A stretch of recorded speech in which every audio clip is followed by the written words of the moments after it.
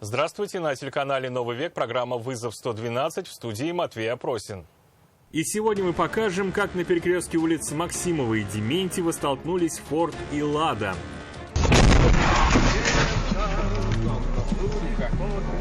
Нормально все живы? Эрнест? Да. Никто из водителей не признал вины. Расскажем об опрокидывании «Хонды» в Аракчино и таране пьяным водителем двух автомобилей на улице Осиновская.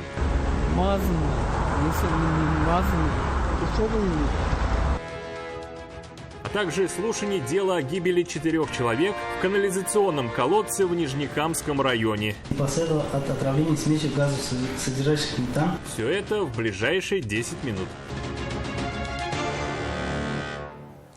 Лишь по счастливой случайности не сбил пешеходов автомобиль «Форд», который лишился управления на перекрестке улиц Дементьева и Максимова. Машина вылетела с дороги на тротуар, снесла несколько секций ограждения и врезалась в мачту городского освещения. Всему этому предшествовал удар в левый борт от встречной «Лады Гранта», которая на перекрестке поворачивала налево. Помощь медиков потребовалась водителю отечественного автомобиля. Когда человек попал в аварию, от его мастерства же, куда он полетит, зависит уже. Развернула, да, неуправляемую ситуацию. Большая скорость, мое предположение. Машина стала неуправляемой, и ограждение, и столб, все вместе. Отец водителя «Лады» уверен, столкновение произошло исключительно по вине мужчины, сидевшего за рулем иномарки. Была бы скорость меньше, он бы не выехал на перекресток вообще, а остановился перед светофором. «Форд» откуда ехал? Оттуда ехал, вот. Заканчивал поворот, проезжал на желтый сигнал. Водитель на большой скорости, как раз видите, машина куда залетела. То есть, когда большая скорость, не управление машиной, видимо, выбросил туда, и вот все последствия. В том, что выехал на перекресток на желтый сигнал, водитель «Форда» не согласен. Рассказывает, двигался на зеленый, пусть и мигающий, но проезд перекрестка это не запрещало. «Лада» же ехала ему навстречу и стала поворачивать налево. Но он же поворачивал налево, соответственно, пропустить, наверное, нужно было. Получается, последнее, что я видел, это машина стоит, и из-за нее то есть со второго ряда, что ли, получается, поворачивал. Это как я помню. Один пропускал, а он из-за него, получается, выскочил. Сам водитель «Лады» уверяет, он совершал маневр по всем правилам. На поворот стоял первым, но встречную машину просто не видел. Уверен, что скорость «Форда» была такой, что когда он начинал маневр, иномарки еще не было на горизонте. Поворачивал налево, и вроде бы никто не ехал оттуда, и только уже запомнил удар. Видимо, второй автомобиль очень быстро ехал. Я первый был на поворот уже. Вот. Просто вроде бы со встречного ряда еще машины поворачивали туда. Вот. И, видимо, еще из-за этого было не полностью видно, кто навстречу едет. Удар пришелся в левый бок иномарки. От столкновения машину, как бильярдный шар, отбросило в сторону и развернуло. Правым боком «Форд» снес забор, вылетел на тротуар и задней частью врезался в мачту городского освещения. Сильно повезло, что в этот момент у этого пешеходного перехода не было людей.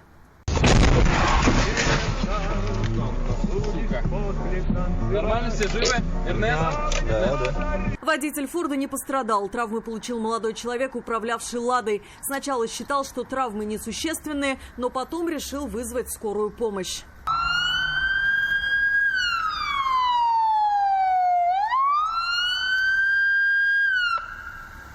Врачи переломов не обнаружили, и после осмотра от госпитализации молодой человек отказался.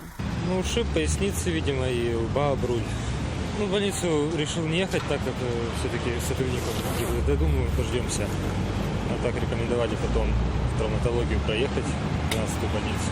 Восстанавливать «Форд» его владелец не видит никакого смысла. Автомобилю уже 18 лет, и ремонт обойдется дороже покупки другой машины. Ну а что там?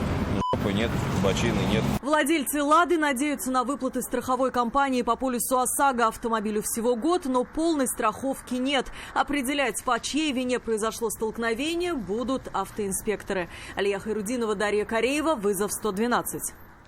В поселке Аракчино с дороги вылетел кроссовер «Хонда». При этом он врезался в газовую трубу и серьезно ее повредил. Утечки газа не произошло, возгорания не случилось. Автомобиль, сломав забор частного дома, завалился на бок. По рассказам очевидцев, водитель выбрался из автомобиля через люк в крыше. Он разбил голово-лобовое стекло. Проезжавшие мимо автомобилисты, которые остановились предложить свою помощь, заметили у мужчины признаки опьянения. По их словам, автоинспекторов водитель «Хонды» дождаться не стал и покинул место происшествия. Признаки сильнейшего алкогольного опьянения обнаружили и у 68-летнего водителя Део Некси, который протаранил два автомобиля на улице Осиновская в Казани.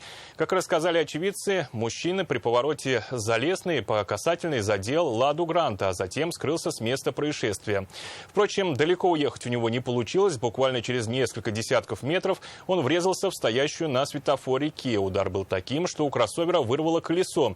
Не на ходу оказалось и Део. Сдержать пьяного водителя было несложно, он еле стоял на ногах. А вы хотите со мной прокатиться? Понятые от такого предложения 68-летнего водителя Део отказались. Сесть в машину к человеку, от которого сильно пахло алкоголем, желающих не нашлось. Алкотестер зафиксировал больше 1,5 миллиграммов чистого алкоголя в литре выдыхаемого им воздуха. Мужчина выпил как минимум бутылку крепкого алкоголя. При этом уверял, что может себе это позволить. За рулем был его знакомый. А я за руль не садился. Рядом сидел, спал. Проснулся, врезался. Я за рулем не был. У меня был самолет. Причина, по которой его знакомый якобы покинул место аварии, говорит мужчина, предельно ясна. Мазан. Если бы не мазан, ушел бы не. Но остальные участники аварии за рулем Део видели именно этого мужчину. При повороте с улицы Залесная он задел Ладу Гранта, но не остановился и поехал дальше. И через несколько десятков метров протаранил стоящий на светофоре кроссовер Kia. Это попал не я. Ребята ушли уже. Смотались. Потом должны подъехать. Эвакуатор действительно приехал и увез Део на штрафстоянку. Забрать его владелец сможет, вероятно, не скоро. Сейчас автомобиль проходит по уголовному делу за рецидив вождения в нетрезвом виде. Мужчину лишили прав за то же самое нарушение в августе минувшего года. И сейчас ему грозит штраф в 300 тысяч рублей или лишение свободы на срок до 2 лет. Оплатить ремонт поврежденных автомобилей в конечном итоге, вероятно, также предстоит ему самому. Лиана Бахтиева, вызов 112. Гараж, баня, сарай и надворные постройки сгорели дотла в селе Прости Нижнекамского района. К моменту прибытия первых пожарных расчетов постройки горели открытым пламенем. Огонь в любую минуту мог перекинуться на дом, который стоит буквально в 3 метрах от надворных построек. На борьбу со стихией ушло почти 2 часа. Общая площадь возгорания составила 80 квадратных метров. По предварительной версии, причиной пожара стало короткое замыкание. В Нижнекамске суд рассматривает дело о персональной ответственности бывших руководителей организации, обслуживающей очистные сооружения в селе Каинлы, в гибели 4 человек в августе 2022 года. Обвинение настаивает, что трагедия произошла по вине экс-директора и инженера организации. Защита настаивает на полной их невиновности. 4 человека, по мнению обвинения, погибли из-за действий директора и главного инженера, которые работали в то время в компании, обслуживавшей очистные сооружения. Одному вменяют нарушение правил ведения строительных и иных работ, повлекшие смерть 2 и более лиц. Другому – изготовление оборот поддельных документов. В августе 2022 в селе Каинла 2 рабочих спустились в канализационный коллектор для его очистки и не вышли. Еще 2 мужчин поспешили им на помощь и также остались в колодце. Последовало от отравления смесью газов, содержащих метан, с развитием острого венозного познакровия, серозного геморрагического отека и отек головного мозга. Данный вывод подтверждается обнаружением метана при судебно-химической экспертизе и внутренних органах трупа смеси газов при анализе проб воздуха из первой камеры канализационного сектора на месте обнаружения трупа. Защита обвиняемых настаивает на том, что вины подсудимых в гибели людей нет. Должностные инструкции нарушили сами рабочие, что и привело к трагическим последствиям. Все работы по откачке источных вод и очистке резервуаров производятся строго с поверхности земли.